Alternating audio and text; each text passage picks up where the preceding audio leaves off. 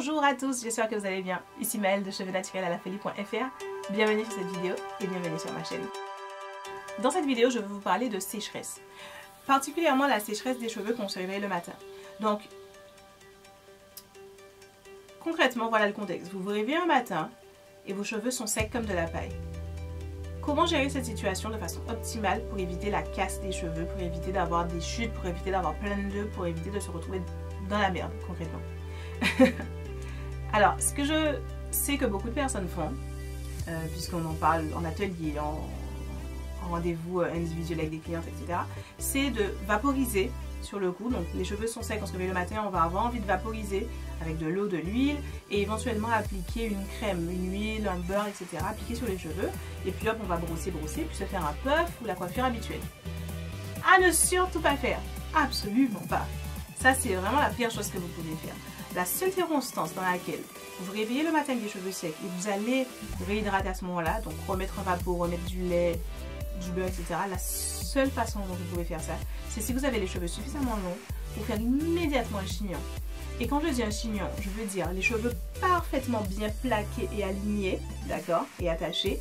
Et dans le puff, donc une fois que vous avez attaché les cheveux, les cheveux qui pendent, vous ne pouvez même pas juste les enrouler ou mettre des épingles. Il faut que les cheveux en fait soient parfaitement bien étirés. Donc par exemple, je recommanderais de faire de grosses vanilles et ensuite d'épingler les grosses vanilles à côté, dans le puff pour faire un chignon. C'est la seule circonstance dans laquelle c'est autorisé. La seule, j'insiste, il n'y en a pas d'autre. Sinon, quand vous vous réveillez le matin, que vos cheveux sont secs, que vous avez besoin de vous coiffer, ce que je recommande et qui est le mieux pour les cheveux, le mieux pour éviter les nœuds, l'emmêlement, la casse, c'est sur le coup de... En fait, vous avez deux choix. La première, laissez vos cheveux lâcher. Ils sont secs, tant pis. Avec les doigts, vous faites de votre mieux pour recréer quelque chose d'assez uniforme, que ce soit un afro ou un braid out. Vous mettez un petit élastique pour faire un afro tiré et vous les laissez comme ça. L'idée, c'est de les toucher le moins possible, en fait. Donc, pour les toucher le moins possible, vous avez le choix donc de 1, avec les doigts, essayez de les mettre en place. Avec le peigne afro, vous pouvez légèrement soulever les racines et légèrement uniformiser la surface de l'afro, mais c'est tout. Et vous y allez comme ça. Et vous acceptez le fait que c'est pas parfait, que c'est peut-être un peu moche, que c'est peut-être un peu pas beau. Deuxième possibilité va être de faire un puff, mais là encore un puff pas parfait, sans brosser, sans insister dessus. Parce que du moment où les cheveux sont secs, si vous commencez à trop les manipuler, ils vont se casser. Puisqu'ils sont secs, ils n'ont pas l'élasticité pour supporter la manipulation. Donc faire un puff sans trop toucher les cheveux. Et un afro tiré ou un puff, ce qui va le moins possible toucher les cheveux. Et ce que vous allez faire pour sauver l'apparence des cheveux, c'est que vous allez appliquer de l'huile. Donc vous pouvez prendre une huile et appliquer directement sur les cheveux. C'est pas comme de l'eau, donc ça va pas créer des nœuds, du shrinkage, etc.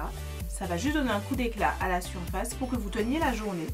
Psychologiquement se dire oh mon dieu, je suis pas trop affreuse, mes cheveux sont pas trop moches. Il va falloir tenir la journée et le soir venu, vous allez pouvoir là réhydrater correctement vos cheveux. Donc les vaporiser, remettre du lait hydratant, éventuellement du beurre et là faire des lattes.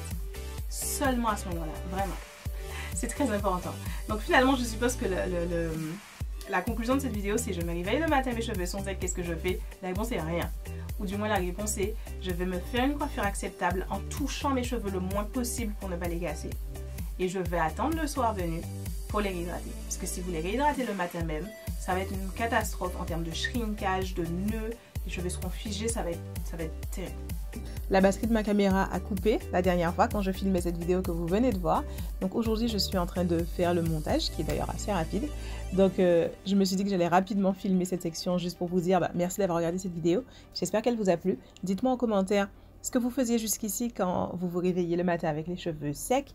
Et après avoir vu cette vidéo, est-ce que vous allez changer quelque chose? Ça me ferait plaisir de lire ce que vous avez à dire.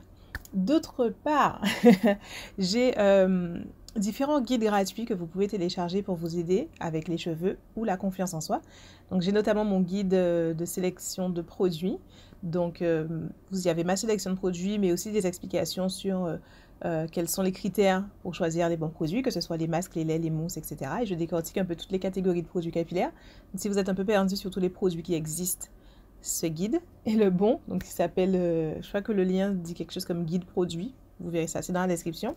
J'ai un deuxième guide sur la beauté, l'estime de soi. Donc c'est un guide où je vous... comment dire? Je vous montre concrètement comment moi j'ai fait pour arriver à une meilleure estime de moi, comment j'ai fait pour arriver à me sentir belle, à me trouver belle et à devenir belle. Et sachant que pour moi ça a été un processus, c'était pas du tout inné. Et en fait la beauté c'est quelque chose qui me fascine beaucoup. Parce que quand j'étais petite j'étais convaincue que la beauté c'était génétique, tu l'as ou tu l'as pas. Et je considérais que j'étais née sans, que je l'avais pas, que bon j'avais un cerveau cool mais que j'avais pas la beauté.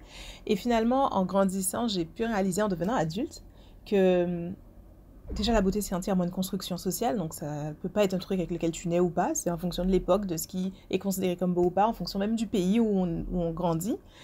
Et j'ai eu tout un processus personnellement pour accepter ma beauté, la voir, puis l'accepter, et ensuite décider par rapport à la société, aux critères de beauté qui existent, décider de travailler à être belle aux yeux de la société. C'est-à-dire, finalement, dissocier les deux choses. Est-ce que je vais essayer d'être belle pour la société et moi, comment je me trouve belle? Et ensuite, le processus, apprendre à me maquiller, apprendre à me coiffer, mon corps, mon style, etc. C'est tout un processus à la fois mental et concret. Et donc, j'ai créé un petit guide pour vous expliquer un peu, en tout cas moi, comment j'ai vécu ça. Si vous êtes de la même situation que moi, à être un peu... avoir des sentiments un peu bizarres, un peu ambivalents par rapport à la beauté, téléchargez ce guide, il pourrait vous intéresser. Et le troisième guide, c'est un guide pour faire un parfait twist out. Pas grand chose à en dire. Pour faire un parfait twist out. Comment faire, les étapes, etc. Sur n'importe quelle texture de cheveux, en particulier une texture crépue, puisque c'est le problème que j'avais. Je pensais que les twist out étaient impossibles sur ma texture. J'ai trouvé comment, et je vous explique dans le guide comment je fais. Voilà, donc vous pouvez télécharger n'importe lequel de ces guides, les trois même si vous voulez.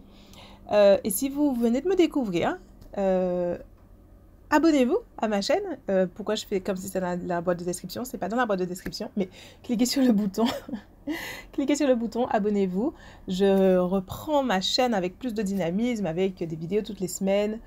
Et du coup, il y a de bonnes chances que vous ayez à l'avenir des vidéos qui vous intéressent et que je publie. Donc abonnez-vous pour ne rien louper. Faites un like sur cette vidéo si vous l'avez appréciée. Et sur toutes les vidéos futures, ma foi, pourquoi pas. Voilà, je vous dis à bientôt pour la prochaine vidéo. Ciao!